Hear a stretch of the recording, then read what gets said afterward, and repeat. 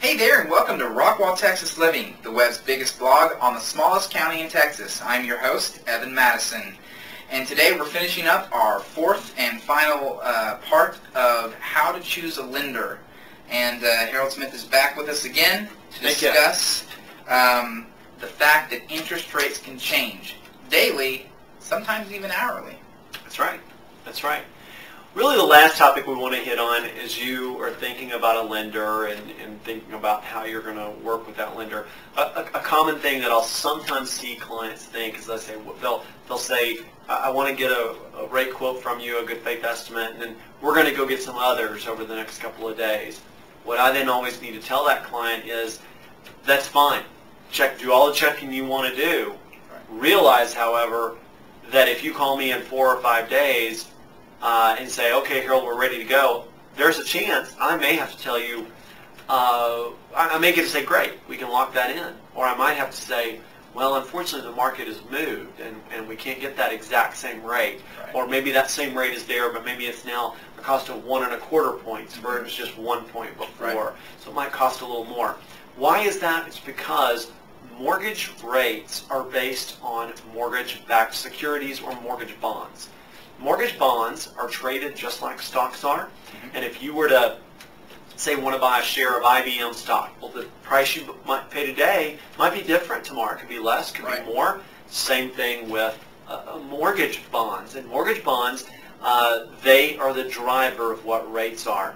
And so just know that you will get some variances. And sometimes I'll give a quote out, and in the morning and later in the afternoon that could change. What I tell people is, look, you're going to get really competitive quotes from everybody. Okay? Yes, there might be some lender out there just really doing something crazy with a really high rate, but if it's somebody that you've gotten a good reference from, if you followed step one, right, and you went to somebody that you got a good reference from, and not just, oh, we'll call this person, but why? Did they have a good experience? What was it like? They closed me on time. They explained my options. If you follow that step, when you get that quote, whether it's me, whether it's another lender, you should be good to go. And, you know, and that really should, you probably, by the way, you really can't lock in a rate until you're actually under contract and we know a closing date. Okay. In other words, when I pre-approve someone, I don't lock in a rate because I don't have the information yet to do that. So know that we're going to have a little variance, but don't panic.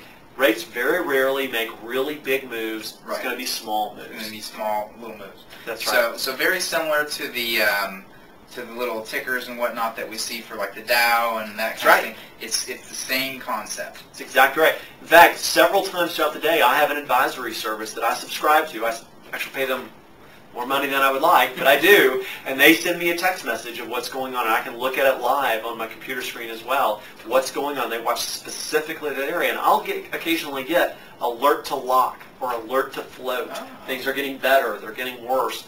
And so if I've got a client that I've talked to that morning and I get an alert to float, I'm probably going to say, you know what, it's fine. Let's just look at, we'll lock it in late today, maybe after some improvements taken. Rarely is it going to change the rate much, but it might make it a little less expensive to get the same rate. Okay.